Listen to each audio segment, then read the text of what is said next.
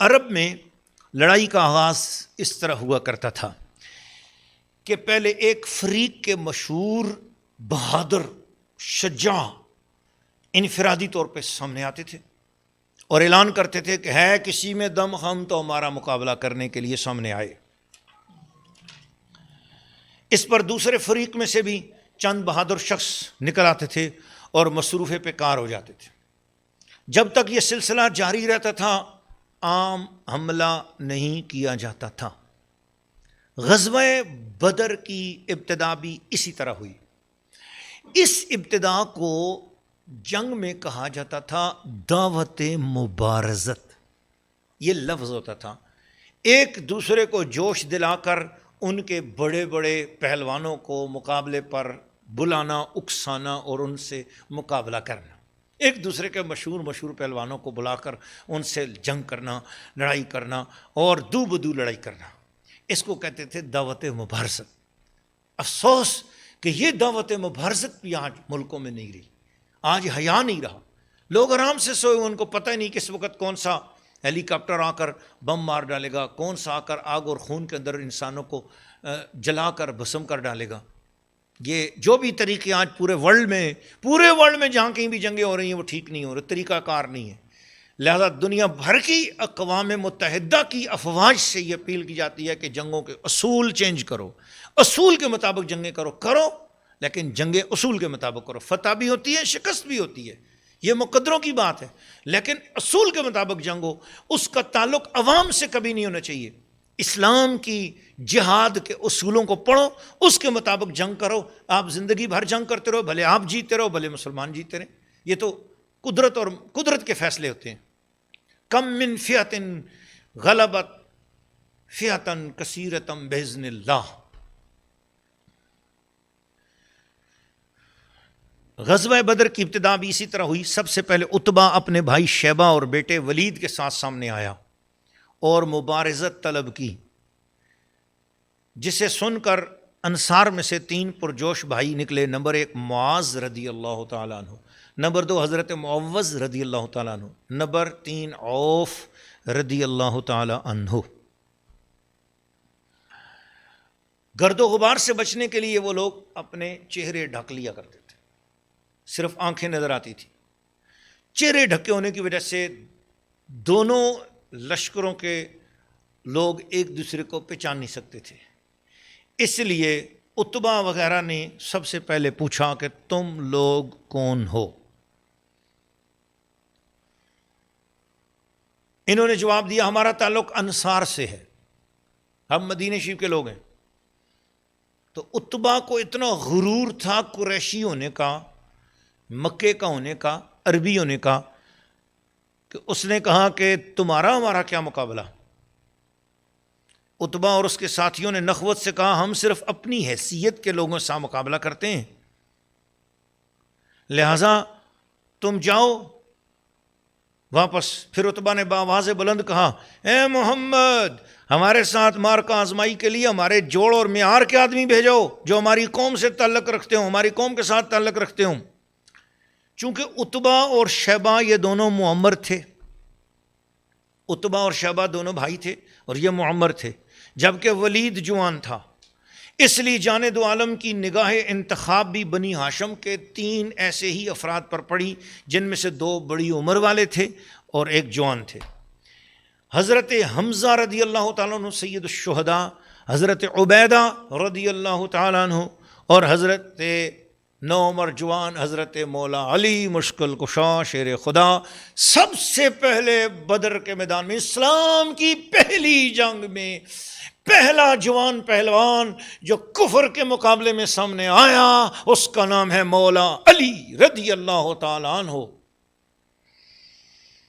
تو حضور نے آواز دی قوم یا عبیدہ، عبیدہ کھڑے ہو جاؤ، قوم یا حمزہ، حمزہ کھڑے ہو جاؤ، قوم یا علی، علی کھڑے ہو جاؤ۔ تینوں اس پکار پر لبیک یا رسول اللہ، لبیک یا رسول اللہ، لبیک یا رسول اللہ کہتے ہوئے اٹھ کھڑے ہوئے اور دشمنوں کے روبرو جا ٹھہرے۔ انہوں نے پوچھا تم کون لوگ ہو؟ اب ان تینوں کے بھی چہرے ڈھکے ہوئے تھے، تو ان تینوں نے اپنے نام بتائے تو عتبہ وغیرہ نے کہا اب ٹھیک ہے، اکفا ان کرام، اب ہمارے ہم سر اور معزز لوگ آئے ہیں، جنگ کرنے کا مزہ اب آئے گا۔ چنانچہ مقابلہ شروع ہو گیا، مقابلہ شروع ہوا، جنگ بدر کا آغاز ہو گیا۔ حمزہ اور علی تو اللہ کے شیر تھے، شیروں ہی کی طرح اپنے اپنے حریفوں پر جھپٹے اور پہلے ہی حملے میں ان کو خاک اور خون میں لٹا دیا۔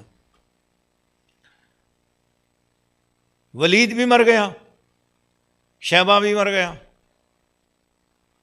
البتہ حضرت عبیدہ کا مقابلہ کچھ طول پکڑ گیا۔ انہوں نے اپنے مقابل کو خاصا زخمی تو کر دیا، مگر ساتھ ہی خود شدید مجروح ہو گئے تھے، ان کی ایک پنڈلی کٹ گئی تھی۔ یہ صورتحال دیکھ کر حضرت حمزہ اور حضرت علی ان کی امداد کو پہنچے اور ایک ہی لمحے میں ان کے حریف کا کام بھی تمام کر دیا، اور پھر حضرت عبیدہ کو اٹھایا اور شدید زخمی حالت میں نبی کریم صلی اللہ علیہ وسلم کے قریب لا کر ڈال دیا۔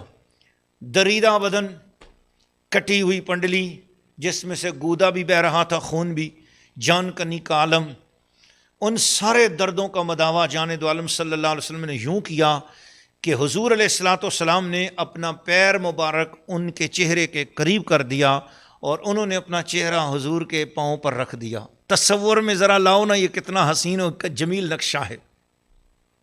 اللہ اللہ اللہ۔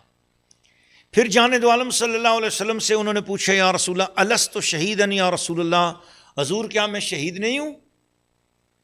شہید ہونے سے پہلے شہادت کا سرٹیفکیٹ مانگنے والا، اسلام کا پہلا شہید، عظیم و شان ہستی، نبی کریم علیہ السلام نے فرمایا اشہد انک شہید، میں گواہی دیتا ہوں کہ تو شہید ہے۔ شہید ہونے سے پہلے رسول اللہ کی زبان سے شہید ہونے کا سرٹیفکیٹ حضرت عبیدہ حاصل فرما رہے ہیں۔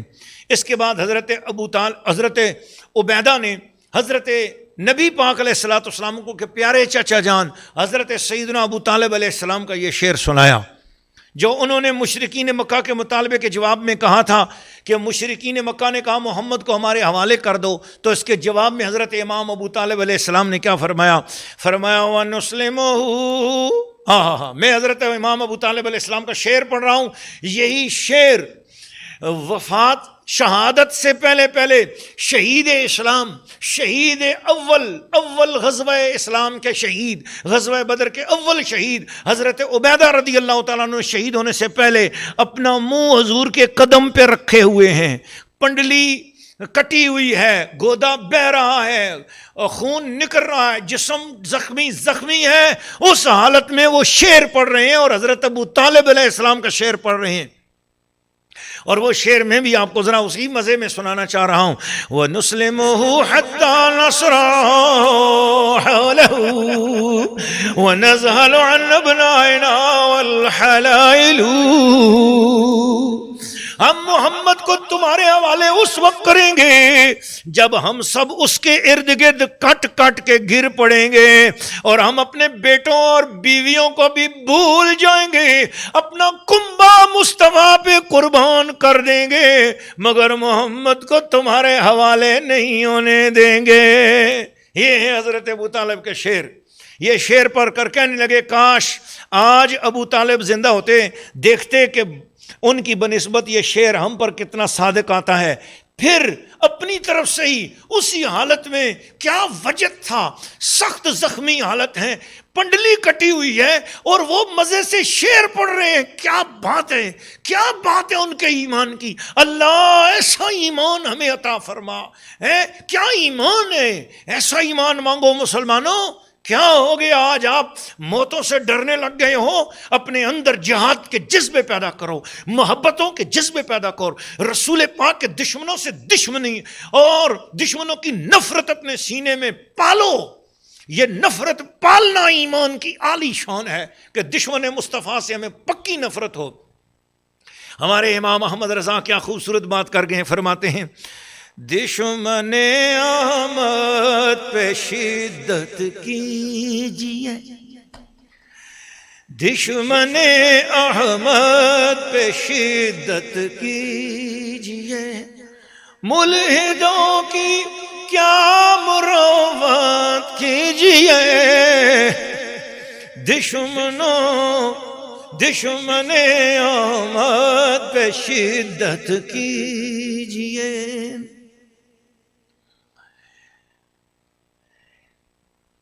اور فرماتے ہیں کہ غیظ میں جل جائے بے دینوں کے دل، غیظ میں جل جائے بے دینوں کے دل، یا رسول اللہ کی کثرت کیجئے. واہ امام محمد رضا، آپ کے مزار پر کروڑوں سلام ہو. سبحان اللہ. جی حضور کے پائے ناز پر ان کا رخسار ہے. یہ جو جگہ ہے یہ حضور کے قدموں پر رکھی ہوئی ہے اور روح نکلنے والی ہے. روح نکلنے سے پہلے انہوں نے 2 شعر اپنی طرف سے، ایک شعر حضور کے چچا جان کا سنایا، اب 2 شعر اپنی طرف سے سوگت فوراً برجستہ کہے. سنو ذرا وہ شعر. فَإِن يَقْطَعُوا رِجْلِي فَإِنِّي مُسْلِمٌ أَرْجُو بِهِ عَيْشًا مِّنَ اللَّهِ عَالِيًا وَأَلْبَسْنِي الرَّحْمَنُ مِن فَضْلٍ مَّنِّهِ لِبَاسًا مِّنَ الْإِسْلَامِ وَالْمُسَاوِيًا. اگر دشمنوں نے میرا پاؤں کاٹ ڈالا ہے تو کیا پرواہ، میں تو مسلمان ہوں اور اس تکلیف کے عوض اللہ تعالیٰ سے بلند پایا زندگی کا امیدوار ہوں. مجھے رحمان نے اپنے فضل و احسان سے اسلام کو جو لباس عطا کیا ہے اس نے میرے سارے عیبوں کو ڈھانپ لیا ہے. سبحان اللہ سبحان اللہ سبحان اللہ. ماشاء اللہ ماشاء اللہ. یہ سارے واقعات جی سیرت حلبیہ جلد نمبر 2 صفحہ نمبر 170، الآثار المحمدیہ جلد نمبر 1 صفحہ نمبر 436، البدایہ والنہایہ جلد نمبر 2 صفحہ نمبر 274 سے حضرت قبلہ قاضی عبدالدائم دائم صاحب نے سید الورا جلد نمبر 1 صفحہ نمبر 404 پر نقل فرمائے اور میں وہیں سے آپ کو سنا رہا ہوں. اللہ تعالیٰ قبلہ قاضی صاحب کو صحت و تندرستی عطا فرمائے. وہ ہمارے سروں کے تاج ہیں، بڑی عظیم ہستی ہیں. اللہ تعالیٰ ان کی خانقاہ کو سلامت رکھے. الحمدللہ. ناظرین و ناظرات، سامعین سامعات، تھوڑی بہت کمی بیشی کے ساتھ یہ واقعہ سیرت کی تمام کتابوں میں موجود ہے. استیاب میں حضرت عبیدہ کے حالات میں یہ ایمان افروز روایت مذکور ہے کہ ایک دفعہ جانب عالم صلی اللہ علیہ وآلہ وسلم اپنے اصحاب کے ساتھ سفر کرتے ہوئے جب ایک مقام پر قیام پذیر ہوئے تو صحابہ کرام نے کہا یا رسول اللہ، اس ہر طرف کستوری کی خوشبو آ رہی ہے. غور کے ساتھ سنیے پلیز، ایک بار اور میں بات کرتا ہوں، سنو. سفر کے دوران صحابہ کرام کو کستوری کی خوشبو آئی. حضور کستوری کی خوشبو ہے. نبی پاک علیہ السلام نے فرمایا کیوں نہ ہو، یہاں قریب ہی عبیدہ کی قبر موجود ہے رضی اللہ تعالیٰ عنہ. جی لوگ کہتے ہیں قبروں سے فیض نہیں ملتا، قبروں سے باہر کچھ نہیں آتا. صحابہ کرام کو کستوری کی خوشبو آئی اور صحابہ نہیں پہچانتے کہ خوشبو کیوں آ رہی ہے. حضور پہچانتے ہیں کہ خوشبو کیوں آ رہی ہے، کہاں سے آ رہی ہے. قبروں سے خوشبوئیں آیا کرتی ہیں، اندر کوئی ہو نا، بولو نا ذرا سبحان اللہ. اس سے پتہ چلا قبریں انہوں نے دیکھا، اب مجھے کہنے دو نا، انہوں نے دیکھا کہ میرا آقا آج میرے قریب سے گزر رہا ہے. انہوں نے وہاں سے کستوری کی چھڑکاؤ کی ہے حضور کے استقبال کے لیے. اور صحابہ کرام کو جب خوشبوئیں آئیں تو صحابہ حیران ہوئے، حضور اس پورے علاقے میں کستوری کی خوشبو آ رہی ہے. فرمایا کستوری کی خوشبو اس لیے آ رہی ہے کہ یہاں حضرت عبیدہ کی قبر ہے. تو قبر عبیدہ کا فیضان اس قدر پھیل رہا ہے تو قبر محمد مصطفیٰ کا فیضان کس قدر پھیل رہا ہوگا. سبحان اللہ.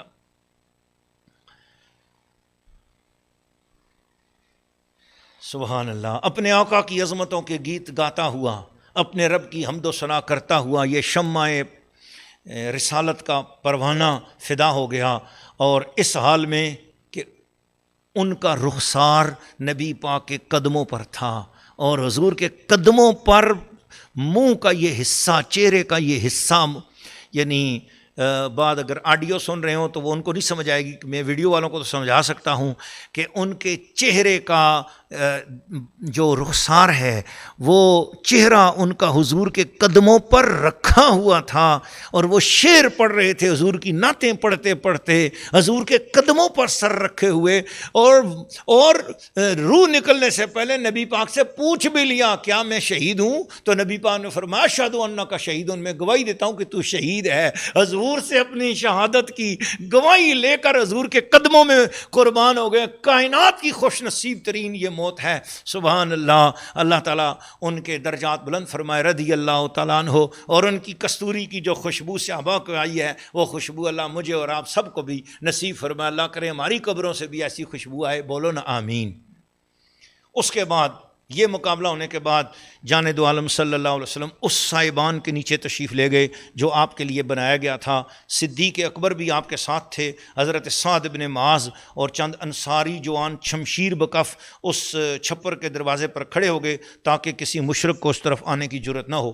جان دو عالم صلی اللہ علیہ وسلم اس چھپر میں جا کر کبھی ہاتھ اٹھا کے دعا کرتے، کبھی سجدہ ریز ہو جاتے، عجز و نیاز بندی کی تصویر بن کر عرض کرتے اللہم افتح لنا، اللہم انصرنا، اے اللہ فتح دے دے، اے اللہ نصرت عطا کر دے، تو نے جو وعدے کر رکھے ہیں وہ وعدے آج پورے کر دے، میں آج ان وعدوں کا طلبگار ہوں۔ پھر نیاز سے ناز کی طرف منتقل ہو جاتے، اور محبوبانہ انداز میں اس دن حضور نے یوں بھی عرض کر دیا اللہم ان تہلک حاضل اصابت، اللہم ان تہلک حاضل اصابت، اے اللہ اگر اس مٹھی بھر جماعت کو اگر آج ہلاک ہو گئی تو قیامت تک پھر تیری عبادت کرنے والا کوئی نہیں رہے گا۔ اے اللہ اگر اہل ایمان کی اس جماعت کو تو نے ہلاک کر دیا تو لن تعبد بعد ذلک اليوم، آج کے بعد تیری عبادت کرنے والا کوئی نہ رہے گا۔ اے اللہ اگر دشمن غالب آ گئے تو شرک مسلط ہو جائے گا، تیرا دین کہیں نہ قائم ہو سکے گا۔ پھر ناز سے حضور نیاز کی جانب رجوع فرماتے اور یہ کہتے اے اللہ ہمیں فتح و ظفر عطا فرما، شکست کی ذلت اور رسوائی سے محفوظ رکھ، یا حی یا قیوم، یا حی یا قیوم، یا حی یا قیوم۔ اس دن جان دو عالم نے یا حی یا قیوم کا ورد اس کثرت سے کیا کہ حضرت مولا علی کرم اللہ تعالیٰ وجہ الکریم فرماتے میں وقفے سے کئی بار میدان کارزار سے نکل کر رسول اللہ کی طرف گیا، ہر دفعہ میں نے یہی دیکھا کہ آپ سجدے میں سر رکھے محو مناجات ہیں اور انہی اسماء حسنہ کو بار بار دہرا رہے ہیں، اللہم یا حی یا قیوم، یا حی یا قیوم، اے خود زندگی والے، دوسروں کو زندگی بخشنے والے، اے خود قائم، دوسروں بے سہاروں کو سہارا دینے والے، آج ہمیں زندگی بھی دے، آج ہمیں سہارے بھی عطا فرما۔ یہ یا حی یا قیوم کا مطلب ہے، یا حی یا قیوم برحمتک استغیث۔ حضور یوں دعائیں فرما رہے تھے، یہ سجدہ ریزیاں، یہ مناجاتیں، یہ آہوزاریاں، یہ اشکوں کی برساتیں، یہ سرگوشیاں، یہ ناز و نیاز کی باتیں دیر تک جاری رہیں۔ شانہ اقدس سے ردائے اتھر ڈھلک گئی مگر آپ کی محویت اور استغراق میں فرق نہ آیا۔ یہ منظر دیکھ کر عشق صدیق تڑپ اٹھا، مچل اٹھا، بے قرار ہو کر آگے بڑھے، چادر مبارک کاندھے پر درست کی اور پشت انور سے چمٹ کر بسد انداز غم گساری عرض گزار ہوئے، اب بس بھی کیجئے یا رسول اللہ، آپ نے تو الحاح و زاری کی حد کر دی ہے، یا رسول اللہ اتنا روئے ہیں آپ نے حد کر دی۔ اللہ تعالیٰ یقیناً اپنے تمام وعدے پورے کرے گا اور آپ کی ساری تمنائیں اور مرادیں بھر لاوے گا۔ یہ سارے حوالے اور پچھلے حوالے بھی زرقانی کے حوالے سے حضرت قبلہ قاضی عبدالدائم صاحب نے زرقانی جلد اول صفحہ نمبر 508، سیرت حلبیہ جلد نمبر 2 صفحہ نمبر 173، تاریخ الخمیس جلد نمبر 1 صفحہ نمبر 379۔ ادھر اللہ کا محبوب آنسوؤں کے خزانے لٹا رہا تھا تو ادھر اس کے جانثار جانوں کے نذرانے پیش کر رہے تھے، اپنے لہو سے صحرائے بدر کو لالہزار بنا رہے تھے۔ چنانچہ سب سے پہلے حضرت عمر کے آزاد کردہ غلام حضرت مہجا یا مہجا رضی اللہ تعالیٰ عنہ آگے بڑھے اور آپ عامر حضرمی کے چلائے ہوئے تیر سے شہید ہو گئے۔ یہ مہاجرین کی طرف سے خون کا پہلا نذرانہ تھا۔ اس کے بعد ایک انصاری نوجوان حضرت حارثہ آغوش شہادت میں جا گرے اور وہ حوض کے کنارے بیٹھے پانی پی رہے تھے کہ اچانک کسی طرف سے ایک تیر آیا اور انہیں لگ گیا، زخم اتنا کاری تھا کہ اسی وقت وہ جان بحق ہو گئے۔ حضرت حارثہ کون ہے؟ ذرا حضرت حارثہ کی باتیں سن لیں. قاضی صاحب کی کمال شان ہے جی. سیرت طیبہ میں بات کرتے کرتے غلامان مصطفیٰ کے تعارف بھی کراتے جاتے ہیں، اور ایسے ہستیوں کا ذکر کر کے عند ذکر الصالحین تنزل الرحمہ. لوگوں، جب صالحین اولیاء اللہ کی باتیں کی جائیں تو اللہ کی رحمت برستی ہے. یہ تو وہ صالحین ہیں، اور یہ تو خود جانے دو عالم کی سیرت کا تذکرہ ہو رہا ہے. اب تو رحمت مشرق سے بھی آئے گی، مغرب سے بھی آئے گی، شمال سے بھی آئے گی، جنوب سے بھی آئے گی، زمین سے بھی آئے گی، آسمان سے بھی آئے گی. آپ لوگوں کے اوپر کرم ہی کرم برستا چلا جائے گا انشاءاللہ. آپ لوگ خوش نصیب ہیں. سنتے جاؤ، اپنی ساری مصروفیات چھوڑو اور اپنے آپ کو جانے دو عالم کی سیرت کی طرف، اس واقعے کی طرف متوجہ کر لو. اسے سنو، سناؤ اور خلق خدا میں آگے پھیلاؤ. یوٹیوب کے ذریعے، فیس بک کے ذریعے جتنا آگے پھیلاتے جاؤ گے آپ کو خدا کی رحمت ملنا شروع ہو جائے گی، آپ کے گھر میں برکت آئے گی. سنو ذرا حضرت حارثہ کی باتیں. حضرت حارثہ کون ہے؟ حضرت حارثہ اگرچہ ایک کم عمر صحابی تھے، مگر مجاہدات اور مشاہدات میں اپنی مثال آپ تھے. ایک دن جانے دو عالم صلی اللہ علیہ وسلم نے ان سے پوچھا، کیف اصبحت یا حارثہ، اے نوجوان حارثہ آج کس حال میں آپ نے صبح کی ہے؟ آئے ہائے ہائے. اس حال میں یا رسول اللہ، حارثہ نے پورے یقین کے ساتھ جواب دیا، یا رسول اللہ اصبحت مؤمنا اصبحت مؤمنا باللہ صادقا.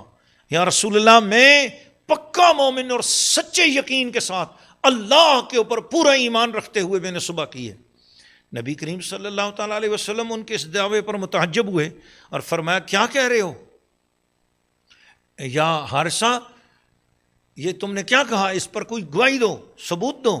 حضرت حارثہ نے عرض کیا، یا رسول اللہ حذفت نفسی عن الدنیا، حضور میں دنیا سے اپنے آپ کو قطع تعلق کر چکا ہوں. حضور رات بھر یاد خدا میں جاگتا رہتا ہوں، دن بھر میں روزے سے رہتا ہوں، بھوکا پیاسا رہتا ہوں. اب تو میری حالت یہ ہو گئی ہے، ہائے ہائے ہائے، اب تو میری حالت یہ ہو گئی ہے کہ میں وجدت عرش ربی بارزا، میں اللہ تعالیٰ کے عرش کو اپنے سامنے روبرو پاتا ہوں. اور حضور میں جنت والوں کو جنت میں یہاں سے بیٹھے دیکھتا رہتا ہوں اور دوزخیوں کی چیخیں بھی سنتا رہتا ہوں. نبی کریم علیہ الصلوۃ والسلام نے جب یہ کیفیت اپنے اس نوجوان امتی کی سنی تو حضور علیہ الصلوۃ والسلام نے فرمایا، واقعی تیری بصیرت بہت عمدہ ہو گئی ہے، اب اس طرز زندگی پر ثابت قدم رہنا. بے شک اللہ تعالیٰ نے تیرے دل میں ایمان کا بیج بو دیا ہے. حضرت حارثہ نے آقا کو یوں خوش دیکھا تو دل میں دبی ہوئی تمنا لبوں پہ آ گئی. عرض کیا، یا رسول اللہ میرے لیے ایک دعا کر دینا. حضور میرا یہ جسم کٹ کر آپ پہ قربان ہو جائے. حضور میں چاہتا ہوں میرا یہ جسم، میرا خون آپ پہ قربان ہو جائے. حضور میری جان آپ پہ قربان ہو جائے. حضور مجھے شہادت نصیب ہو جائے. نبی کریم علیہ السلام نے دعا فرما دی. کفر و اسلام کے اس پہلے مارکے میں ہی اس کی قبولیت ظاہر ہو گئی. غزوہ بدر سے فراغت کے بعد جب جانے دو عالم صلی اللہ علیہ وسلم مدینہ منورہ واپس تشریف لائے تو حارثہ کی والدہ ماجدہ نبی پاک کی خدمت میں حاضر ہوئیں اور عرض کیا کہ یا رسول اللہ صلی اللہ علیہ وسلم، مجھے حارثہ کے ساتھ جیسی والہانہ محبت تھی وہ تو آپ کو معلوم ہے، میرا وہ بیٹا ہے، مجھے بتائیے کہ میرا بیٹا کس حال میں ہے. اگر جنت میں ہے تو صبر کر لوں گی، اور اگر دوزخ میں ہے تو عمر بھر میں صدمہ کر کے روتی رہوں گی. پتہ نہیں حارثہ جیسے متقی اور صالح بیٹے کے بارے میں ان کی ماں کو یہ شبہ کیوں کر ہوا کہ انہیں دوزخ میں بھی ڈالا جا سکتا ہے. شاید اس کی وجہ یہ ہو. قبلہ قاضی عبدالدائم صاحب واللہ عالم بالصواب لکھ کر یہ فرماتے ہیں کہ حضرت حارثہ لڑتے ہوئے شہید نہیں ہوئے بلکہ پانی پینے کے دوران ایک نامعلوم تیر لگنے سے شہادت پا گئے. تو ان کی ماں نے خیال کیا ہوگا کہ ہو سکتا ہے ایسی موت شہادت نہ شمار کی جائے بلکہ حارثہ کی غفلت اور لاپرواہی قرار دی جائے اور اس بنا پر کہیں ان کو جہنم میں نہ ڈال دیا جائے. کیسے متقی لوگ تھے. جانے دو عالم نے مامتا کو یوں بے قرار دیکھا تو اتنے بلیغ انداز میں تسلی دی، چند لفظوں میں اس کے دل سے حزن و ملال کا ہر نقش مٹا دیا. حزن و ملال. حضور نے فرمایا، او حبلت یا ام حارثہ، حارثہ کی ماں کیوں دیوانی ہو گئی ہے؟ تو ایک جنت کی بات کرتی ہے، اللہ تعالیٰ کی تو جنتیں بے شمار ہیں، کئی جنتیں ہیں. ان میں سب سے اعلیٰ اور بڑی جنت کا پتہ ہے کیا نام ہے؟ اس کا نام ہے فردوس. تیرا بیٹا عام جنت میں نہیں گیا ہے، فردوس اعلیٰ کا مکین بن گیا ہے۔ اس سے بڑی یہ بشارت کیا ہو سکتی تھی؟ چنانچہ ام حارثہ کا غم خوشی میں ڈھل گیا، بے ساختہ پکار اٹھی، بخ بخ لک یا حارثہ، حارثہ مبارک ہو تجھے، حارثہ مبارک ہو، واہ واہ میرا بیٹا حارثہ۔ تو رضی اللہ تعالیٰ عنہ یہ قاضی صاحب قبلہ حوالہ دیتے ہیں کہ سیرت حلبیہ جلد نمبر 2 صفحہ نمبر 172، زرقانی صفحہ نمبر 506، سیرت حلبیہ جلد نمبر 2 صفحہ نمبر 176 کا حوالہ حضرت قبلہ قاضی عبدالدائم دائم صاحب عطا فرما رہے ہیں۔ تو آئیے اب پھر واپس چلتے ہیں کہ حضرت حارثہ شہید ہوئے، اس کے بعد ادھر واپس چھپر میں چلے جاؤ، نبی پاک علیہ السلام رو رہے تھے، یا حیو یا قیوم پڑھ رہے تھے۔ پھر کیا ہوا؟ جان عالم صلی اللہ علیہ وآلہ وسلم جان دو عالم دعا اور مناجات سے فارغ ہوئے۔ حضرت صدیق اکبر نے کہا حضور بس کریں، آپ آرام فرمائیں تھوڑا سا۔ تو حضور علیہ السلام پیچھے ہٹے، تھوڑا سا لیٹ گئے اور حضور کو اونگ آ گئی۔ چند لمحوں کے بعد نبی پاک نے آنکھیں کھولی اور صدیق اکبر کو خوشخبری سنائی۔ سبحان اللہ، رضی اللہ تعالیٰ عنہ۔ ابو بکر خوش ہو جاؤ، مبارک ہو، اللہ کی مدد آ پہنچی ہے۔ یہ سامنے جبریل گھوڑے کی لگام تھامے کھڑے ہیں اور جبریل کے دانتوں پر غزوہ بدر کے میدان کا غبار بھی نظر آ رہا ہے۔ سبحان اللہ، واہ واہ واہ، سبحان اللہ سبحان اللہ۔ نبی پاک علیہ الصلوۃ والسلام کی دور و نزدیک دیکھنے والی آنکھیں، جی غیب اور شہود کو دیکھنے والی آنکھوں پر سلام ہو۔ جس طرف اٹھ گئی دم میں دم آ گیا، جس طرف اٹھ گئی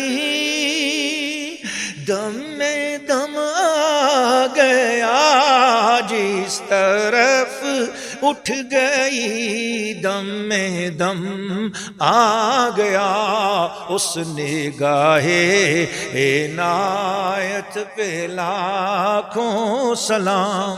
یہ جبریل نظر آ رہے ہیں مجھے، اور ان کے دانتوں پر غزوہ احد کے میدان کا غبار بھی نظر آ رہا ہے۔ سبحان اللہ، یعنی احد شریف نہیں، غزوہ بدر شریف کے میدان کا غبار بھی نظر آ رہا ہے۔ سبحان اللہ سبحان اللہ، کیا بات ہے، ماشاء اللہ۔ یہاں پر قبلہ قاضی صاحب پھر زرقانی صفحہ نمبر 506 سیرت حلبیہ جلد 2 صفحہ نمبر 176 کے حوالے سے ارشاد فرماتے ہیں جبریل امین کے علاوہ بھی ہزاروں ملائکہ نازل ہوئے تھے، جیسا کہ قرآن کریم میں مفصل بیان ہوا ہے، مگر ان کے نزول کا اصل مقصد لڑنا نہیں تھا، بلکہ اہل ایمان کے دلوں کو مضبوط کرنا تھا۔ قرآن نے واضح طور پر فرمایا فَثَبِّتُ الَّذِينَ آمَنُوا، تم نے ایمان والوں کے دل مضبوط کرنے ہیں، بس لڑنا ایمان والوں نہیں ہے۔ کیا بات ہے قاضی عبدالدائم دائم صاحب کے اللہ تعالیٰ وجود اقدس پہ کرم نوازی فرمائے کہ انہوں نے کمال بات یہاں پر فرمائی، ماشاءاللہ۔ انہیں یہ دکھانا تھا کہ کارکنان قضاء و قدر صف بصف تمہاری امداد کے لیے کمر بستہ کھڑے ہیں، اس لیے پورے اطمینان اور دل جمی سے مقابلہ کرو۔ وَمَا جَعَلَهُ اللَّهُ إِلَّا بُشْرَىٰ لَكُمْ وَلِتَطْمَئِنَّ قُلُوبُكُمْ بِهِ۔ جزوی طور پر اگرچہ بعد ملائکہ عملاً بھی جنگ میں شریک ہوئے تھے، تاہم یہ شرکت بہت ہی محدود پیمانے پر ہوئی تھی، کیونکہ ہزارہا ملائکہ نے اگر باقاعدہ طریقے سے جنگ میں حصہ لیا ہوتا تو ایک کافر بھی بچ کر نہ جا سکتا، بلکہ اتنے تھوڑے سے کافروں کو ہلاک کرنے کے لیے تو ایک فرشتہ ہی کافی تھا۔ ہزاروں کی فوج کس لیے؟ آپ خود ہی سوچئے، اگر 313 مسلمانوں کے شانہ بشانہ اگر 5000 فرشتے بھی لڑے ہوں تو اس صورت میں مسلمانوں کی فتح کی کیا اہمیت باقی رہ جاتی ہے؟ 5000 سے زائد ماورائی قوتوں کی حامل فوج کا 1000 عام قسم کے آدمیوں پر غلبہ پا لینا، اور وہ بھی اپنے متعدد مایہ ناز بہادروں کو قربان کرنے کے بعد، کوئی قابل افتخار کارنامہ نہیں ہے۔ اس لیے میرے خیال میں بہتر یہی ہے کہ مورخین نے ملائکہ کی باقاعدہ شرکت کے بارے میں ضعیف اور منقطع روایات کا جو انبار اکٹھا کر رکھا ہے اس سے صرف نظر کر لیا جائے، اور فتح کا تاج ملائکہ کے سر پہ سجانے کے بجائے انہیں غازیوں اور شہیدوں کے فرق اقدس پر سجا رہنے دیا جائے، جو اپنے زور بازو سے عزم و ہمت اور شجاعت اور بصالت کی نئی طرح ڈال گئے ہیں اور اپنے لہو کی ندیوں سے بدر کے پیاسے میدان کو سیراب کر گئے ہیں۔ بنا کر دند خوش رسم بخا کو خون غلطی دن، بنا کر دند خوش رسم بخا کو خون غلطی در خدا رحمت کند ای عاشقان پاک تینت را خدا رحمت کند ای عاشقان پاک تینت را. وہ بنا کر گئے ایسی خوش زبردست قسم کی ادا کی بنیاد رکھ گئے ہیں کہ خاک اور خون میں تڑپنا، اور اللہ ایسے عاشقان پاک تینت پر ایسی پاکیزہ سیرت اور خوبصورت اور خوب عظیم الشان وجودوں میں ڈھلے ہوئے عشق والے پیکروں پر اللہ اپنی رحمت نازل فرما. ابو بکر خوش ہو جاؤ، اللہ کی مدد آ پہنچی ہے. یہ سامنے جبریل اپنے گھوڑے کی لگام تھامے کھڑے ہیں، ان کے دانتوں پر غبار نظر آ رہا ہے. اس کے بعد نبی کریم علیہ السلام نے سورہ قمر کی یہ آیت پڑھی، سَيُهْزَمُ الْجَمْعُ وَيُوَلُّونَ الدُّبُرَ سَيُهْزَمُ الْجَمْعُ وَيُوَلُّونَ الدُّبُرَ سَيُهْزَمُ الْجَمْعُ وَيُوَلُّونَ الدُّبُرَ. سبحان اللہ. سورہ قمر کی آیت کریمہ مکہ مکرمہ میں اس وقت نازل ہوئی تھی جب مسلمان انتہائی مظلومانہ زندگی بسر کر رہے تھے. اس دور میں کسی کے تصور میں یہ بات نہیں آ سکتی تھی کہ ایک دن یہ مظلوم اور بے بس لوگ نہ صرف یہ کہ مشرکین مکہ سے مقابلہ بھی کریں گے بلکہ ان کو مار بگھائیں گے اور فتح حاصل کریں گے. اس لیے جب یہ پرشکو آیت نازل ہوئی جس کا مفہوم یہ ہے عن قریب یہ جماعت ہزیمت اٹھائے گی اور انہیں پیٹھ پھیر کر بھاگنا پڑے گا، تو حضرت عمر رضی اللہ تعالیٰ عنہ نے حیرت سے پوچھا تھا، یا رسول اللہ یہ کس جماعت کا تذکرہ ہو رہا ہے؟ جانے دو عالم صلی اللہ علیہ وسلم نے کوئی جواب نہیں دیا، کیونکہ ابھی اس پیشن گوئی کے ظہور میں سالوں کا عرصہ حائل تھا. پھر 7 سال بعد جب آپ یہی آیت تلاوت فرماتے ہوئے سائبان سے باہر تشریف لائے تو حضرت عمر خود سمجھ گئے کہ یہ آیت میں کس جماعت کی شکست فاس کی خبر 7 سال پہلے دی گئی تھی. اعجاز قرآن کا یہ کیسا واضح اور کھلا ثبوت ہے. صدق اللہ العظیم. ذالک الکتاب لا ریب فیہ. نبی پاک اپنے حجرہ اس وہ چھپر مبارک جو ہے، آج وہاں بہت بڑی مسجد بنی ہوئی ہے، اس مسجد کا نام مسجد العریش ہے. تو وہاں الحمدللہ ہمیں حاضری کا شرف نصیب ہوا. میں جب وہاں پر پہنچا تھا تو وہاں ایک جنازہ آیا ہوا تھا، ہم نے وہ جنازہ بھی پڑھا. وہ لوگ مسجدوں میں ہی جنازہ لے آتے ہیں، مسجدوں میں ہی جنازہ پڑھتے ہیں. بہرحال ہم نے بھی جنازہ پڑھا اور وہاں چونکہ جانے دو عالم کے قدم لگے ہوئے ہیں، حضور نے راز و نیاز سے یا حی یا قیوم پڑھا ہے، دعائیں قبول ہوئی ہیں، اس لیے ہم نے وہاں پر بھی نفل پڑھے اور دعائیں بھی پڑھی الحمدللہ. حاضریاں بھی دیں. میری ماں جی سرکار رحمۃ اللہ تعالیٰ علیہ وہ بھی ہمارے ساتھ تھیں الحمدللہ. آج نبی پاک علیہ السلام نے فرمایا، جہاد اور شہادت کے فضائل پر بیان کیا حضور نے، مجاہدین کو صبر و ثبات کی تلقین فرمانے لگے. آج جو شخص بھی راہ خدا میں ثابت قدمی سے لڑے گا، پیٹھ نہیں پھیرے گا، وہ یقیناً جنت میں جائے گا. اٹھ کھڑے ہو جاؤ اس جنت کو حاصل کرنے کے لیے جس کی چوڑائی آسمانوں اور زمینوں کے برابر ہے. یہ سن کر حضرت عمیر ابن حمام رضی اللہ تعالی عنہ فرط مسرت سے پکار اٹھے، واہ واہ یا رسول اللہ. اس لیے یا رسول اللہ واہ واہ. حضور نے فرمایا، عمیر تم کس بات پہ واہ واہ کر رہے ہو؟ اس لیے یا رسول اللہ، حضرت عمیر نے جواب دیا کہ امید ہے کہ میں یہ بھی سعادت حاصل کر سکوں گا انشاءاللہ، یہ سعادت میں بھی حاصل کر کے رہوں گا. اس وقت حضرت عمیر کے پاس کچھ کھجوریں تھیں جنہیں وہ کھاتے جا رہے تھے. خیال تھا کہ کھجوریں کھا لوں تو اس کے بعد جہاد میں شامل ہو جاؤں گا، مگر شہادت کا شوق حضور کا خطاب سن کر اتنا غلبہ کھا گیا، اتنا غلبہ آ گیا کہ اتنی تاخیر بھی انہیں گوارا نہ ہوئی اور کہنے لگے کھجوریں ختم ہونے تک پتہ نہیں میں زندہ ہوں، یہ تو بڑا طویل عرصہ ہوگا. چنانچہ کھجوریں انہوں نے ایک طرف اچھال دیں اور پھینک دیں، تلوار لی اور دشمنوں پر ٹوٹ پڑے اور اس وقت تک دشمنوں کو مارتے رہے، لڑتے رہے جب تک کہ عروس شہادت سے ہم کنار نہ ہو گئے. سبحان اللہ. رضی اللہ تعالی عنہ. کیا شان ہے حضرت سیدنا عمیر رضی اللہ تعالی عنہ کی. بہت عظیم و شان شہید ہیں اور بہت عظیم و شان پیاری ہستی ہیں، زندہ ہیں، زندہ ہیں. اللہ ان کے وسیلے سے میری اور آپ سب کی تکلیفیں دور فرمائے. میں ان کا ذکر کر رہا ہوں، ان کی باتیں کر رہا ہوں. مجھے یقین ہے انشاءاللہ ہم میری اور آپ سننے والوں کی ہر قسم کی بدنصیبی آج دور ہوگی انشاءاللہ. وہ ہم سے راضی ہوں گے انشاءاللہ, ہمیں اپنی روحانی فیوز و برکات دیں گے انشاءاللہ. ہمارے گناہوں کی منحوس اثرات انشاءاللہ ہم سے دور ہوں گے. ہم نے کی ہیں برائیاں, ہم نے کی ہیں گناہ, کبیرہ بھی کی ہیں, صغیرہ بھی کی ہیں, ہم اعتراف کرتے ہیں, مگر ہم ان شہیدوں کے صدقے, ان بدر والوں کے صدقے اے اللہ تجھ سے خیر و برکت مانگتے ہیں. اے اللہ ہمیں ایمان میں ثابت قدمی عطا فرما.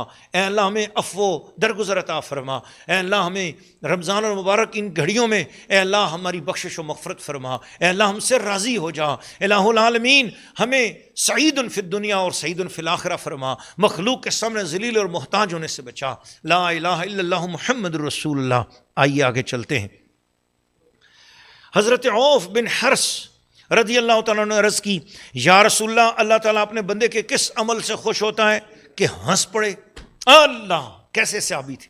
حضرت عوف بن حرس رضی اللہ تعالیٰ عنہ نے عرض کی, یا رسول اللہ, اللہ تعالیٰ اپنے بندے کے کس عمل سے اتنا خوش ہوتا ہے کہ اللہ تعالیٰ خود ہنس پڑتا ہے اس عمل سے؟ جانے دو عالم نے جواب دیا, فرمایا بندہ زرہ اور خود کے بغیر ہی لڑائی میں ہاتھ ڈال دے اور اس وقت تک لڑتا رہے جب تک شہید نہ ہو جائے. سبحان اللہ, سبحان اللہ, کیا بات ہے. مجھے اس پر دور حاضر کی بہت ساری مثالیں یاد آ رہی ہیں, لیکن میں ادھر نہیں جاتا, کہیں بات طویل نہ ہو جائے. میں غزوہ بدر میں ہی رہنا چاہتا ہوں. یہ سنتے ہی حضرت عوف نے اپنی زرہ اتار پھینکی اور بے دریغ دشمنوں پر ٹوٹ پڑے اور لڑتے لڑتے لڑتے لڑتے بالآخر شہید ہو گئے رضی اللہ تعالیٰ عنہ. حضرت عمیر شہید ہو گئے, حضرت مہجہ شہید ہو گئے, حضرت عبیدہ شہید ہو گئے اور حضرت عوف شہید ہو گئے. ایک طرف اگر اہل ایمان شمع ہدایت پر نثار ہو رہے تھے تو دوسری جانب مشرکین مکہ کے بھی تو بڑے جنگ آزما سردار جہنم رسید ہو رہے تھے. عتبہ کا ذکر پہلے کیا جا چکا ہے.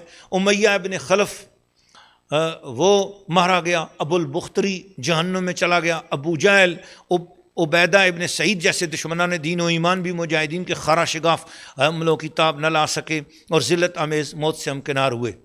امیہ کے قتل کا واقعہ خاصا دلچسپ ہے. یہ امیہ وہی سنگ دل وحشی ہے جو پہلے حضرت بلال کا آقا ہوا کرتا تھا, مؤذن رسول حضرت بلال کا جو آقا تھا, اور ان پر ایسے ہولناک مظالم توڑا کرتا تھا کہ انسانیت لرز اٹھتی تھی. حضرت عبد الرحمن بن عوف رضی اللہ تعالیٰ عنہ یہ عشرہ مبشرہ میں سے ہیں. یہ بیان کرتے ہیں کہ زمانہ جاہلیت میں میری اور امیہ کی دوستی تھی. جب رسول اللہ صلی اللہ علیہ وسلم نے میرا نام عبد عمر سے تبدیل کر کے عبد الرحمن رکھا تو امیہ نے کہا, کیا محمد کے کہنے پر ماں باپ کا پسند کیا ہوا نام ترک کر دو گے؟ میں نے کہا ترک کر دوں گا, نام کی کیا بات ہوئی, حضور جو چاہیں میرے مالک ہیں. حضور نے نام میرے ماں باپ کا رکھا ہوا نام چینج کر دیا ہے, میں نے سب کچھ جب ایمان ہی حضور کے حوالے کر دیا, پھر نام کی کیا ہے؟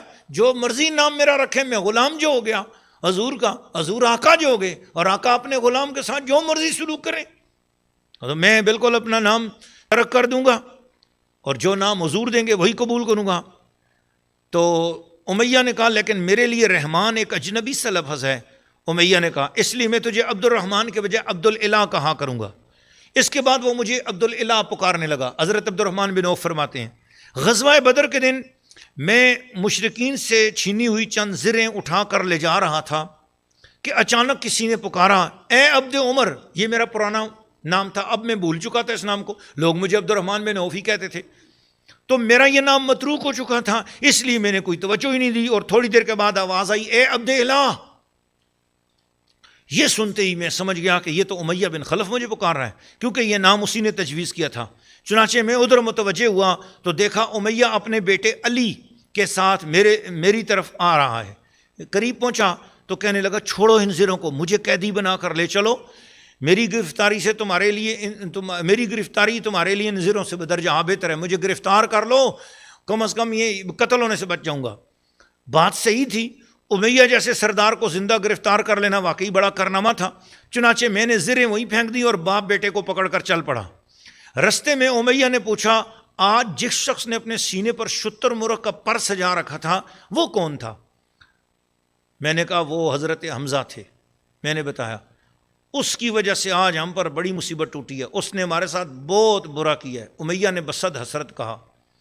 اس طرح کی باتیں کرتے کرتے ہم چلے جا رہے تھے کہ اچانک امیہ پر سیدنا بلال کی نظر پڑ گئی. انہوں نے چیخ کر کہا راس الکفر امیہ ابن خلف، یہ رہا کفر کا سردار امیہ بن خلف، اگر آج یہ بچ گیا تو میں سمجھوں گا کہ میں ناکام رہا. یہ کہہ کر حضرت بلال نے امیہ پر حملہ کرنے کے لیے آگے بڑھ گئے. میں نے بتیرا کہا یہ میرا قیدی ہے، اس کو کچھ نہ کہو، مگر انہوں نے ایک بھی نہیں سنی، بلکہ آواز بلند کر کے شور ڈال کے انصار کو اپنی مدد کے لیے بلانا شروع کر دیا. انصار نے امیہ کا نام سنا تو وہ بھی ہاتھوں میں برہنہ شمشیریں لیے ہماری طرف دوڑ پڑے.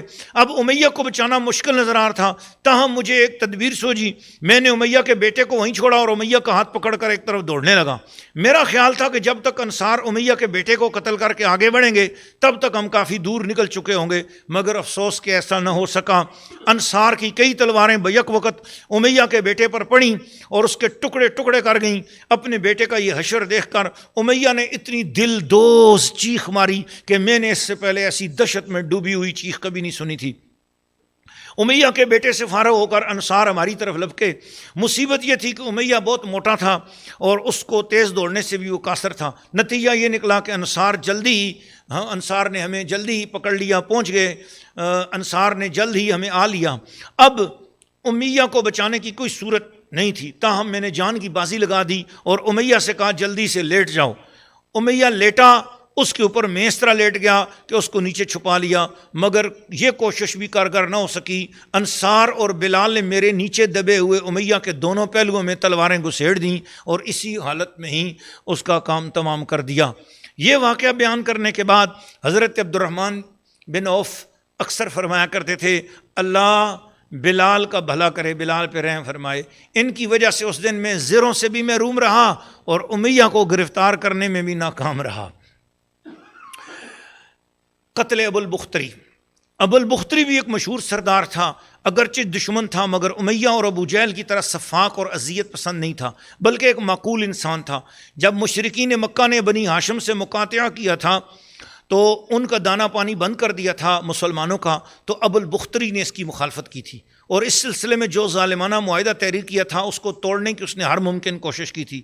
جانے دو عالم کو اس کے اس احسان کا اتنا پاس تھا کہ نبی کریم علیہ السلام نے صحابہ اکرام کو حکم دے رکھا تھا کہ کسی شخص کے مقابلے میں ابو البختری آئے تو ابو البختری کو قتل نہ کیا جائے بلکہ اسے زندہ گرفتار کیا جائے. چنانچہ جب ابو البختری اور حضرت مجزر کا آمنا سامنا ہوا تو حضرت مجزر نے اپنا ہاتھ روک لیا اور کہا کہ تمہیں قتل کرنے سے رسول اللہ نے ہمیں منع کیا ہے. بدقسمتی سے ابو البختری کے ساتھ اس کا ایک دوست جنادہ بھی تھا. ابو البختری نے کہا اگر میرے ساتھ میرے دوست کی بھی جان بخشی کر دو تو میں گرفتاری پیش کرنے کے لیے تیار ہوں. حضرت مجزر نے کہا نہیں، اس کو ہم نہیں چھوڑ سکتے کیونکہ اس کے بارے میں رسول اللہ نے ایسا کوئی حکم نہیں دیا. ابو البختری نے کہا واللہ یہ نہیں ہو سکتا، یا تو دونوں زندہ رہیں گے یا دونوں مارے جائیں گے، ورنہ مکے کی عورتیں ہمیں تانا دیں گی کہ ابو البختری نے اپنی جان بچانے کے لیے اپنی جان کی خاطر بے وفائی کی اور اپنے دوست کی زندگی کو داؤں پہ لگا دیا. پھر ابو البختری نے چند رجزیہ شعر بھی پڑھے اور حضرت مجزر پر حملہ کر دیا. جب حضرت مجزر کے پاس مقابلے کے سوا جب کوئی چارہ کار نہ رہا تو انہوں نے بھی پھر جواب میں زور سے جوابی حملہ کیا. ابو البختری اور جنادہ پھر دونوں کو مار ڈالا. پھر جانے دو عالم صلی اللہ علیہ وسلم کی خدمت میں حاضر ہوئے اور معذرت کرتے ہوئے عرض کی یا رسول اللہ، اس ذات کی قسم جس نے آپ کو حق کے ساتھ بھیجا ہے، میں نے اپنی طرف سے ہر ممکن کوشش کی کہ ابو البختری گرفتاری پر آمادہ ہو جائے، مگر وہ ایسا کرنے پر تیار نہیں ہوا، الٹا مقابلے پر اتر آیا، اس لیے مجبوراً اس کو قتل کرنا پڑا. جانے دو عالم بالکل خاموش رہے، نہ یہ کہا کہ اچھا کیا نہ یہ کہا کہ برا کیا. یہ حضرت مجزر رضی اللہ تعالیٰ عنہ کا واقعہ آپ نے سن لیا. اس کے بعد اب ذرا آتے ہیں کہ قریش کے سب سے بڑے شخص اور مکہ کے مشرکین مکہ کی طرف سے آئے ہوئے لشکروں کے سب سے بڑے سردار، کفر کا اسلام میں سب سے بڑا فرعون ابو جہل کے قتل کا واقعہ سن لیں. سب سے بڑا کارنامہ دو انصاری نوجوانوں معاذ اور معوذ رضی اللہ تعالیٰ عنہما نے انجام دیا. یعنی فرعون موسیٰ سے زیادہ متکبر، غرور، خود سر، ضدی فرعون ابو جہل کو مار گرایا. ان کی ہمت، ان کی جرت پہ سلام. حضرت قاضی عبدالدائم دائم صاحب اطال اللہ بقاہم آپ تعارف لکھتے ہیں، فرماتے ہیں یہ دونوں بھائی تھے کون؟ حضرت معاذ اور حضرت معوذ۔ ان میں سے حضرت معوذ تو اسی غزوہ میں شہید ہو گئے تھے، البتہ حضرت معاذ کافی عرصہ زندہ رہے تھے، مگر وہ بھی اپنا ایک بازو اسی غزوہ کی نظر کر چکے تھے۔ ان پر ابو جہل کے بیٹے نے حملہ کیا تھا اور ایسا وار کیا تھا کہ کندھے کے پاس سے بازو تقریباً کٹ گیا تھا۔ حضرت معاذ خود بیان کرتے ہیں کہ بازو پوری طرح نہیں کٹا تھا بلکہ تھوڑا سا اٹکا رہ گیا تھا، اس لیے لڑائی کے دوران ادھر ادھر جھول رہا تھا، جھپٹنے پلٹنے میں رکاوٹ ڈالتا تھا، اس لیے میں نے جان چھڑانے کے لیے اپنے بازو کو اپنے پاؤں کے نیچے رکھ کر دبایا اور کھینچ کر الگ کر دیا۔ کیا شان ہے ان صحابہ کرام کی!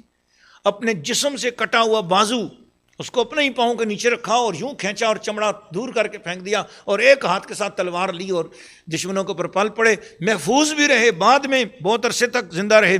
اللہ اکبر! کتنے بے جگر اور مضبوط دل لوگ تھے جو ادھ کٹے بازو کو اپنے ہی پاؤں تلے دبا کر الگ کر دینے کا حوصلہ رکھتے تھے۔ مزید حیرانی کی بات یہ کہ حضرت معاذ غزوہ بدر کے بعد تمام غزوات میں بھرپور انداز سے شرکت کرتے رہے، صرف ایک بازو سے شجاعت کی انمٹ داستانیں رقم کرتے رہے۔ حضرت علی مولا علی کرم اللہ وجہ الکریم کے ابتدائی دور خلافت میں واصل بحق ہوئے رضی اللہ تعالی عنہ۔ حضرت عبد الرحمن بن عوف بیان کرتے ہیں میں بدر کے دن صف قتال میں کھڑا تھا کہ اچانک دو نوعمر نوجوان آئے اور میرے دائیں بائیں کھڑے ہو گئے۔ ایک نے مجھے اپنی طرف متوجہ کیا اور میرے کان میں کہا، چاچا کیا آپ ابو جہل کو پہچانتے ہیں؟ ہاں بھتیجے پہچانتا ہوں۔ میں نے کہا مگر تمہارا اس سے کیا کام؟ تو میں نے سنا ہے کہ وہ رسول اللہ کو گالیاں دیتا ہے۔ تو اس نے کہا کہ اور اس خدا کی قسم جس کے ہاتھ میں میری جان ہے، اگر وہ مجھے نظر آ گیا تو میں اس کو چھوڑوں گا نہیں، یا اسے مار ڈالوں گا یا خود مر جاؤں گا، پر آج میں ابو جہل کو زندہ نہیں چھوڑنا چاہتا۔ سنا ہے کہ وہ نبی پاک کا گستاخ ہے اور بے ادب ہے۔ پھر دوسرے نے مجھے اپنی جانب متوجہ کیا اور سرگوشیوں میں وہی کچھ کہا جو پہلے نے کہا۔ ان کی چپ کے سرگوشیاں کرنے سے مجھے حیرت ہوئی، کیونکہ ان میں سے ہر ایک کی خواہش تھی کہ میرے عزائم سے دوسرا مطلع نہ ہو سکے اور یہ سعادت صرف مجھ کو حاصل ہو۔ بہرحال تھوڑی دیر کے بعد مجھے ابو جہل نظر آ گیا اور وہ میدان میں پھر رہا تھا اور کبھی ایک طرف جاتا تھا کبھی دوسری طرف جا رہا تھا۔ میں نے اشارے سے ان کو بتا دیا، وہ دیکھو وہ ابو جہل ہے۔ بس میرے منہ سے وہ الفاظ نکل رہے تھے کہ وہ دونوں شہباز کی طرح اس پہ جا کے جھپٹ پڑے، لمحوں میں اس کو خاک پر لٹا دیا۔ پھر دونوں دوڑتے ہوئے رسول اللہ صلی اللہ علیہ وسلم کی خدمت میں حاضر ہوئے اور عرض کہ یا رسول اللہ ہم نے ابو جہل کو مار ڈالا ہے۔ تم دونوں میں سے کس نے اس کو قتل کیا؟ رسول اللہ نے پوچھا۔ میں نے یا رسول اللہ، ایک نے کہا۔ نہیں یا رسول اللہ میں نے، دونوں نے جھگڑا کیا۔ رسول اللہ نے پوچھا کیا تم اپنی تلواریں صاف کر چکے ہو؟ انہوں نے کہا نہیں یا رسول اللہ۔ دونوں نے کہا، رسول اللہ نے تلواروں کا معائنہ کیا تو دونوں کی تلواروں کو خون آلود پایا۔ حضور نے کیا خوبصورت فیصلہ کیا، فرمایا کلاکما قتلہ، تم دونوں نے ہی اس کو قتل کیا۔ سبحان اللہ، کیا معصومانہ جھگڑا تھا اور کیسا مشفقانہ اور عادلانہ فیصلہ تھا، رضی اللہ عنہما صلی اللہ علیہ وآلہ وصحبہ وبارک وسلم۔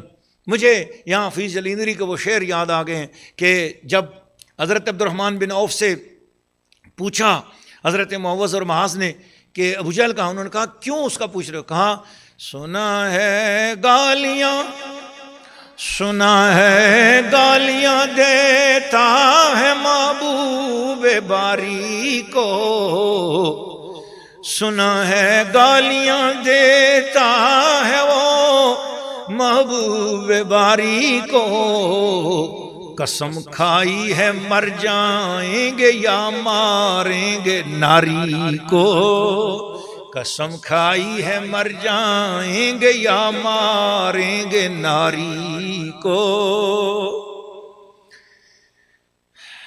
عبیدہ بن سعید کا قتل۔ عبیدہ ایک مشہور جنگ آزما تھا، اس دن سر سے پیر تک لوہے میں غرق تھا، صرف اس کی آنکھیں آہنی خود سے جھانک رہی تھیں، آنکھوں کے سوا اس کے جسم کا کوئی حصہ ننگا نہیں تھا۔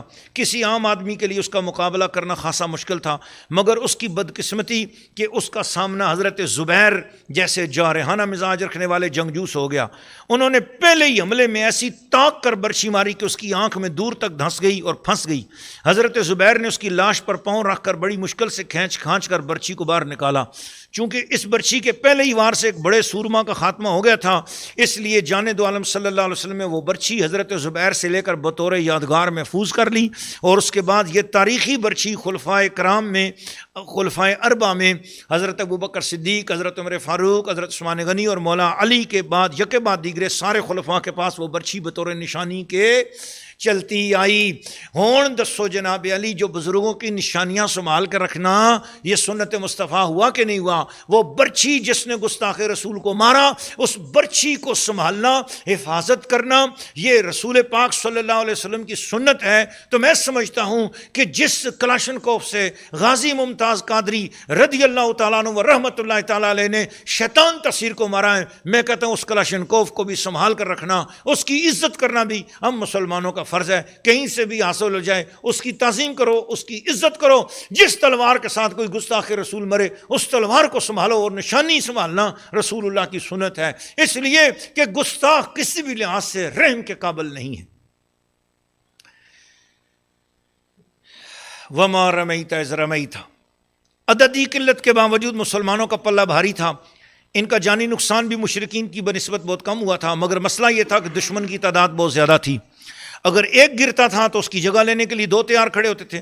آخر کار جانے دو عالم صلی اللہ علیہ وسلم نے اپنی خداداد معجزانہ قوت کو بروئے کار لانے کا فیصلہ کیا، اور مٹھی بھر کنکریاں لے کر شاہت الوجوہ، روسیا ہو گئے دشمن لوگ۔ حضور نے کنکریوں پر پڑا، اور پڑھ کر وہ کنکریاں، وہ ریت حضور علیہ الصلوۃ والسلام نے پھینک دی مشرکین کی طرف۔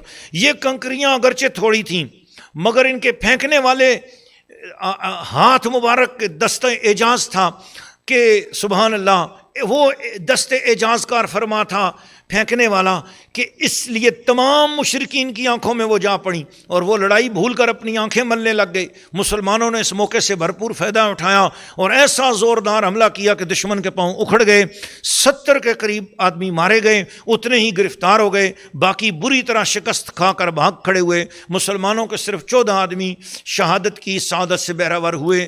یہ فتح مبین اللہ تعالیٰ کی نصرت اور امداد سے ممکن ہو گئی۔ مسلمان جیت گئے، کافر ہار گئے، اسلام کا پہلا لشکر زندہ باد، فتح نبی پاک کو ہو گئی، مبارک ہو، مسلمان جیت گئے، کفر ہار گیا۔ قل جاء الحق وزهق الباطل، حق چھا گیا، باطل مغلوب ہو گیا۔ الحمدللہ رب العالمین۔ اللہم صلی علی سیدنا و مولانا محمد و سید المجاہدین وآلہ وصحبہ اجمعین۔ یہ فتح مبین معاذ اللہ تعالیٰ کی نصرت اور امداد سے ممکن ہو سکی، ورنہ اتنے تھوڑے سے بے سر و سامان افراد کا اپنے سے 3 گنا زائد اور ہر طرح سے مسلح دشمن پہ غلبہ پا لینا بظاہر ناممکن تھا۔ اللہ تعالیٰ اسی حقیقت کو اہل ایمان کے دلوں میں راسخ کرنے کے لیے ارشاد فرماتا ہے۔ میں طرز کے ساتھ قرآن مجید فرقان حمید کی آیت